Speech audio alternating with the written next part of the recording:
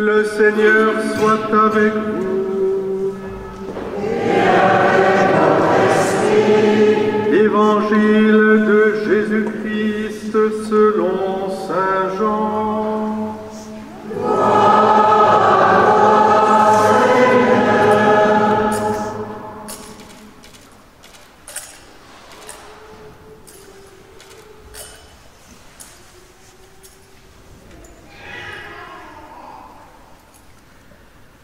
En ce temps-là, Jésus déclara: Moi, je suis le bon pasteur, le vrai berger, qui donne sa vie pour ses brebis. Le berger mercenaire n'est pas le pasteur, les brebis ne sont pas à lui. S'il voit venir le loup, il abandonne les brebis et s'enfuit. Le loup s'en empare et les disperse. Ce berger n'est qu'un mercenaire et les brebis ne comptent pas vraiment pour lui. Moi, je suis le bon pasteur, je connais mes brebis et mes brebis me connaissent, comme le Père me connaît et que je connais le Père. Et je donne ma vie pour mes brebis. J'ai encore d'autres brebis qui ne sont pas de cet enclos. Celles-là aussi, il faut que je les conduise. Elles écouteront ma voix. Il y aura un seul troupeau et un seul pasteur. Voici pourquoi le Père m'aime, parce que je donne ma vie pour la recevoir de nouveau. Nul ne peut me l'enlever, je la donne de moi-même. J'ai le pouvoir de la donner, j'ai aussi le pouvoir de la recevoir de nouveau. Voilà le commandement que j'ai reçu de mon Père. Alléluia.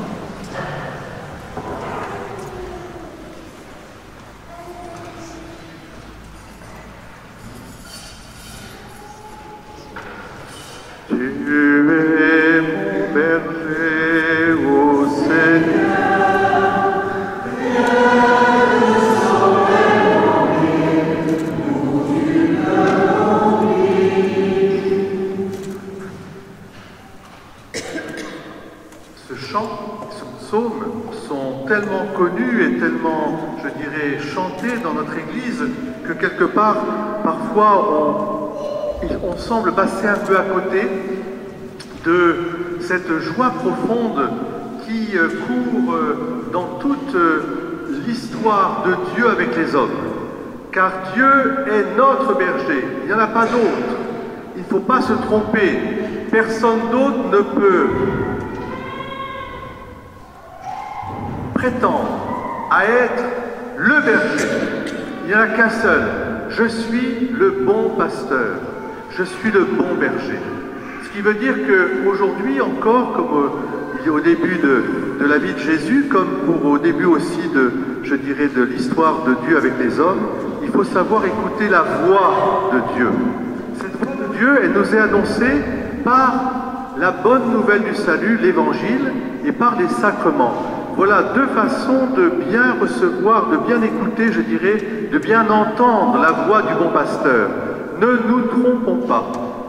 Si nous écoutons l'Évangile et si nous prenons aussi les sacrements comme une voix de Dieu, alors nous suivons le bon pasteur. Personne d'autre donc ne peut prétendre à être le bon pasteur et surtout, je vous le dis, le bon pasteur nous rend libres. Et toutes les autres formes, toutes les autres voies sont des voies d'aliénation la plupart du temps qui ne nous rendent pas libres. À nous de voir et de comprendre, je dirais, d'entendre la bonne voix du bon pasteur.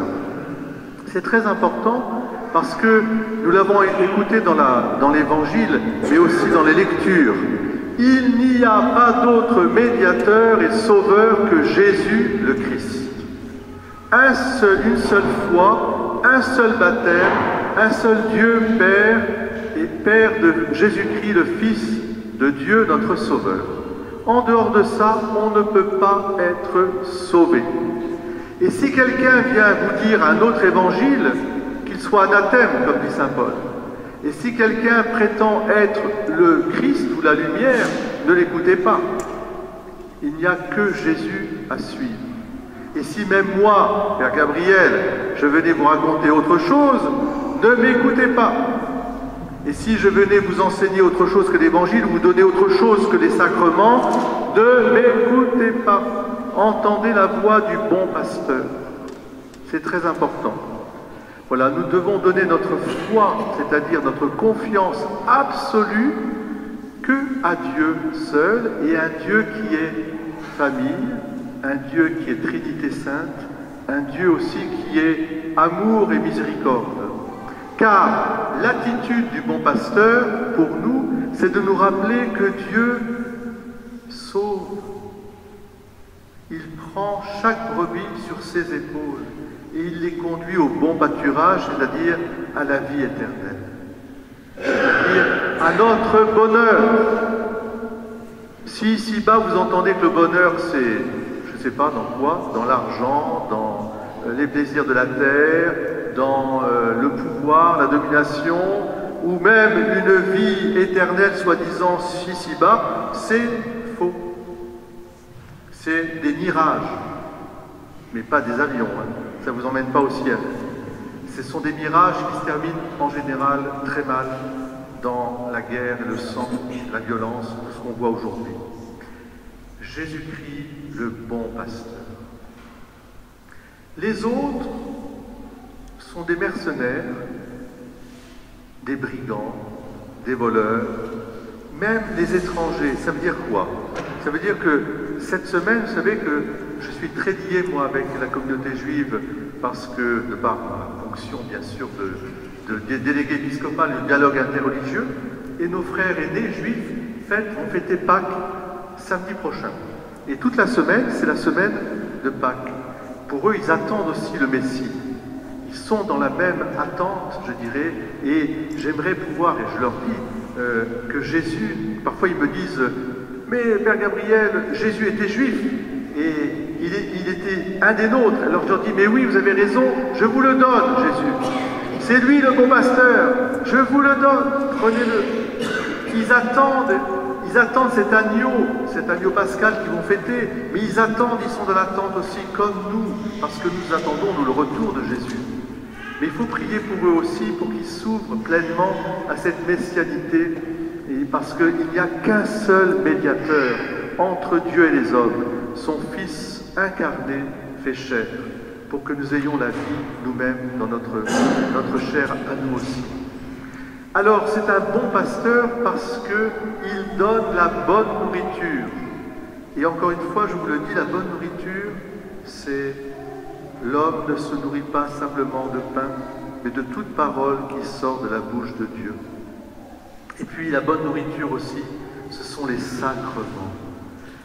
Les sacrements de baptême, sacrements de confirmation, sacrements de Eucharistie que nous allons vivre à l'autel maintenant, qui est une mise en pratique de ce que le bon pasteur fait pour nous. Le sacrement de réconciliation, laissons-nous porter dans nos souffrances, nos peines, nos péchés, nos faiblesses, laissons-nous porter par lui, mais vraiment laissons-nous porter pour qu'il puisse venir nous guérir. C'est la parabole du bon samaritain. Et puis, je pense bien sûr aussi au sacrement de mariage, qui sanctifie l'amour, qui donne cette nourriture, cette grâce à l'amour, au sacrement des malades, que tant et tant d'entre vous aussi ont déjà peut-être reçu, puis je pense à ceux qui ont été conduits vers leur éternité, et en particulier à notre cher Olivier. Nous sommes héritiers justement de ce bon pasteur. Nous nous laissons conduire, nous écoutons sa voix. Elle ne nous trompera pas. Et encore une fois, et ce sera mon dernier mot avant de vous lire une prière, eh bien, le signe, la caractéristique du bon pasteur, c'est qu'il nous rend libres comme les enfants de Dieu. Vous avez remarqué pendant le temps pascal, Jésus souvent il se fait reconnaître, il dit souvent « Et les enfants, si vous ne devenez pas comme des petits-enfants, vous n'entrerez pas dans le royaume des cieux. » Mais qu'est-ce que c'est que l'enfant? L'enfant, c'est quelqu'un qui est libre, totalement libre. Vous savez, vos enfants, ils jouent, ils ont confiance, ils s'appuient sur vous, ils n'ont pas peur, mais alors ils sont d'une liberté incroyable. Les enfants, c'est tout à fait extraordinaire. Je vais vous raconter, hier, j'ai rencontré un petit garçon aussi. Hein. Eh bien, qu'est-ce qu'il a fait, ce petit garçon? Il s'est mis par terre et il a été prendre les pinces à linge de sa grand-mère et il se les a mises une par une à ses doigts de pied et à ses doigts de main. Et après, il s'est levé tant bien que mal et il a dit à sa grand-mère, il avait 3 ans, hein, il a dit à sa grand-mère, « Je suis un oiseau, et je vole. » Alors après, il a dit, « Mamie, j'arrive pas à enlever les pinces à linge. » Donc sa grand-mère est venue à son secours. Mais j'ai trouvé ça extraordinaire parce que cet enfant, finalement, il était libre avec ses pinces à linge et il avait tout compris quelque part. Et les enfants, redevenez des petits-enfants. Alors voilà, Seigneur Jésus, tu es le bon pasteur. Porte-moi sur tes épaules quand je connais la faiblesse. Nourris-moi de ta parole quand je sens la faim de Dieu. Pose sur moi ton regard quand j'ai besoin d'être aimé, car je suis assoiffé d'amour. Dirige-moi par ton bâton de berger quand je suis perdu sur la route. Donne-moi la paix et confiance quand j'éprouve de la solitude. Remplis-moi de ta douce joie quand le doute m'assaille. Accorde-moi l'audace de ton esprit quand j'ai peur de parler de toi. Fais de moi ton disciple et ami quand je veux témoigner de toi. Sois le pasteur des miens et de tous. Conduis-les à la source d'eau vive dans ton royaume de lumière et d'amour. Amen.